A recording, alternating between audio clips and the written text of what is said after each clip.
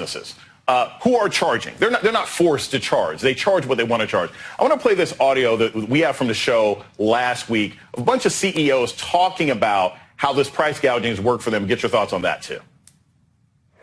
The team has done a marvelous job in driving price. Our sales gains were largely driven by higher average sales price. Average sales price trends reflect successful pricing strategies during the ongoing inflationary environment. Consumers get used to it. When all prices go up, it helps. We're not leaving any pricing on the table. We want to take as much as we can. They're just gouging people. They're not saying, hey, we have to do this to make up for losses. They're using the environment we're in now to gouge regular men and women who have to go to work every day. Senator, what is Joe Biden going to do about this? Because when I hear these kinds of voices, I am outraged for the men and women out there who are still suffering in the middle of this COVID recovery with prices that they don't need to be getting charged right now.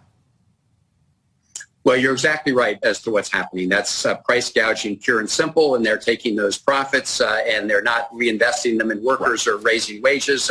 They're doing stock buybacks for their shareholders. So we are pushing the Federal Trade Commission to use all the tools at its disposal to go after price gouging, and they are doing everything in their power right now, I think, to do it. Now, one of the things Republicans have done is they've prevented us from putting in place a full contingent of members on the FTC, right? So they're using their powers of obstruction to try to prevent the FTC from having a full contingent so that they can help protect consumers. So we're going to be working to make sure we get that nomination in place.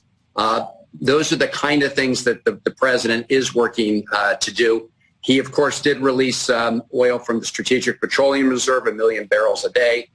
They are using these tools, but if we had any cooperation from Republicans, and I'm not under any illusion that we will, right, we would be able to better address some of these things. But when you have blanket political opposition for purely purposes of trying to deny the country an opportunity to get out of this price situation, that's what November is all about, and that's why it is important we tell the voters what's happening.